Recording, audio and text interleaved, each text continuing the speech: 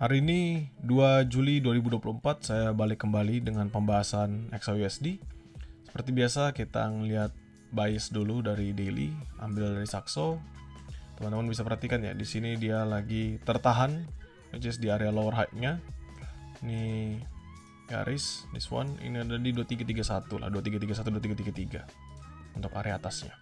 Sedangkan dia kemarin sudah pernah breakout lumayan signifikan sampai ke 2338, 2339 ya. Dan conditional saat ini masih di dalam liquidity yang sama, masih belum ada perubahan dari sini. Dan potensial bagaimana? Kalau misalnya kita ngelihat dari MACD ada golden cross, tapi golden crossnya nggak sebanding. Ini namanya masih dalam pembentukan sideways, ya tidak ada volume yang mendorong. RSI juga sama, belum ada apapun ya, tidak ada hal-hal yang terjadi. Jadi dia masih akan melambat lagi. Menurut saya sih Powell ngomong sama nanti NFP yang bisa menggerakkan. So, kita akan pindah balik ke Owanda. Kita tunjukkan H4. Ya, di H4 ini teman-teman bisa ngelihat momentum di MACD buyer, sedangkan di RSI still on buyer juga ya. Jadi dua-duanya sama-sama buyer. Kalau salah saya hapus seperti ini, nah biar lebih gampang melihatnya, teman-teman bisa perhatikan ya bahwa penurunan dan peningkatan yang terjadi ini masih dalam masa sideways-nya. Tetapi turunnya ini lumayan signifikan teman-teman. 1, 2, 3, 4, 5, tapi dihajar satu kali di sini. Drop signifikan. Ya, drop signifikan. Artinya apa? Potensial dia bisa drop lagi itu lumayan besar. Jadi bisa nutup sampai 2320-an. Tapi kita let's see ya dengan H1-nya. Oke, di sini adalah H1-nya. Saya balikan lagi. Sekarang kita bahas bertahap. Di sini dia kembali sideways seperti saya sampaikan semalam. Sideways lebar 2339, 2321 sampai di sini. Ya, ini adalah sideways yang terbentuk dari XAUUSD, nggak ada perubahan sama sekali. Up and down-nya lumayan besar memang. Tetapi ya dia nggak kemana-mana. Oke, sekarang pertanyaannya adalah kita bisa ngapain? Oke, kita ngomongin dari yang daily saat ini dulu. Kita ambil yang daily saat ini dulu. Ini adalah candlestick daily. Kita ambil previous daily-nya. Di daily sekarang ini adalah di 2334.3. Di sini 2334. Saya catat dulu. 2334 ya, dengan lowest-nya dia ada di 2325 di sini. 2325.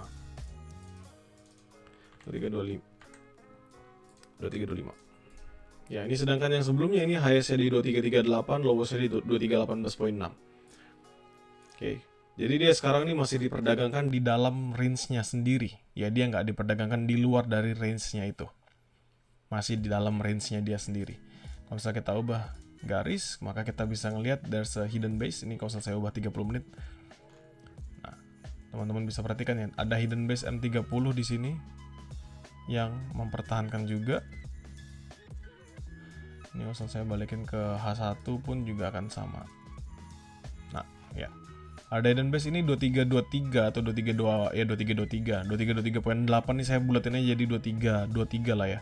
Sampai ke 2325. Jadi sebenarnya buy untuk ngambil scalpingan itu bisa 2325, 2323. Ya, itu buy ngambil scalpingan. Tetapi karena cukup risky ya, sangat high risk kayak gitu. Jadi menurut saya ini hanya sebagai patokan kita aja. There's a base di sini. Oke, there's a base. Ini saya nggak perlu patok bawahnya karena sudah ada patokan di atas. Kenapa nggak perlu patok bawahnya? Karena sudah nampak ya, drop. Ini kan baru start tadi dan dia mengalaminya penurunan terus. Jadi kita belum tahu supportnya di mana. Tapi untuk sekarang yang baru kebentuk itu di 2325. Sekarang ini saya hapus. Oke. Masih sama berarti range-nya 2323, 2321, di atasnya adalah 2339. Ini 2333, 2336 ini area yang saya sampaikan semalam sebagai hidden supply juga, bahwa bisa sell di sana karena kan ini still within the risk. Nah, jadi conditional kita bagaimana sekarang? Oke. Teman-teman sekarang perhatikan di sini. Ini full momentum drop ke bawah. Berarti di sini ada new order block. Jadi kan new order block pertama di sini. Ya, this one. Nahan, drop, dan di sini ada lagi another one. Nahan dan drop. Ya, berarti kita bisa patok ini sebagai area kita nanti entry 2334. Jadi kita tinggal lebarin aja. Berarti 2334, 2336 ini masih, 2333, 2336 ini masih bisa menjadi area kita untuk entry sell. Selama apa? Simpelnya adalah selama 2334-nya nggak breakout. Sederhana ya, karena kan this one adalah area order blocknya. Jadi kalau nanti dia retracement, dia naik retracement, maka dia mitigate the order block untuk ngapain? Untuk mengalami penurunan. Ya, menurun seperti ini. Jadi dia mitigate the order block untuk mengalami penurunan. Jadi 2333, 2336 ini bisa jadi patokan kita untuk entry. Dengan 2333, 2336 ini adalah area entry-nya. Dengan 2334 ini patokannya kita. Selama dia nggak breakout 2334, maka kita tetap bisa melakukan selling position. Oke, dan ini full ya, satu momentum drop signifikan candlenya. Ini satu sekali drop, dia drop lumayan signifikan. Ini dari 2332.7, dia close di 2326, jadi 60-an pips dia drop satu kali pergerakan seperti ini. Untuk yang 2330, 2328 di sini gunanya buat apa? Sebenarnya nggak ada sih, nggak ada gunanya. Nggak ada pandangan saya untuk menggambarkan sesuatu di sini, nggak ada. Cuma ini sebagai batasan aja. Jadi sebagai titik equilibriumnya. Dan buy tetap sama seperti kemarin 2323, 2321 dengan catatan sama bahwa 2321 tidak breakout. If 2321 breakout, dia retest ke 2317, 2317 breakout, dia akan ke 2311, 2309, which is ini adalah area medium risk saya untuk nge-buy. Ya, jadi sebenarnya nggak gitu jauh beda ternyata setelah saya cek lagi dengan trade plan saya, seperti yang saya sampaikan di malam hari kemarin. Oke, jadi 2311, 2309 still my medium risk untuk nge-buy. 2349, 2351 still my medium risk untuk nge-sell. Sedangkan untuk area sell dan buy-nya sekarang ini tetap sama teman-teman. Hanya bedanya 2339 ini sudah jadi liquidity grab aja, nggak perlu diperhatikan. Yang kita perhatikan adalah di sini dulu pertama dan yang keduanya di sini. Ini 2336 ya, kita naikin sampai atas inilah, nggak apa-apa. Di sini 2337. Bentar. Saya di atas ini aja biar nih. 2337, 2339. Ya, itu adalah areanya 2337, 2339. Untuk sekarang kalau misalnya saya ngeliat MACD lambat H1, ini dead cross tapi nggak gitu signifikan. Ini namanya masih melambat ya pergerakannya.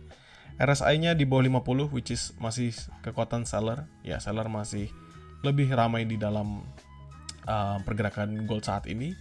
Dan momentum yang terjadi adalah kita fokus untuk mencari sell. Jadi fokus untuk sell dulu ke depannya. Kenapa? Karena ini juga berlaku terhadap data yang rilis ya. Jadi semalam kan datanya sebenarnya good news ya. Datanya bad news dan sebenarnya kan kita harus looking for buying. Cuman data tersebut hanya sebagai patokan aja, tidak ada pergerakan yang signifikan di market. Malahan saat ini dia kembali sideways. Jadi memang market lebih mengapresiasi pada kemungkinan besar data-data yang lain, termasuk juga speech-nya Powell. So, jadi teman-teman nggak perlu khawatir dalam trade-nya, kita tinggal fokuskan aja dalam setiap kali pergerakan yang ada. Oke, jadi sama, sell 2333, 2336 ini high risk, 2323, 2321 ini juga high risk. Ya, catatannya sama seperti biasa, 2334 yang nggak breakout teman-teman bisa bolak-balik. 2321 yang nggak breakout teman-teman bisa bolak-balik, catatan trade seperti biasa ya. Sedangkan kalau misalnya nanti di kisaran berapa itu? Jam mungkin London session ya. Ini sudah seperti biasa London session di jam 2, jam 3 ketika nanti momentumnya sudah berubah. Dan di sini sih nampaknya momentum sellernya jauh lebih besar ya. Most probably momentum sellernya akan jauh lebih besar.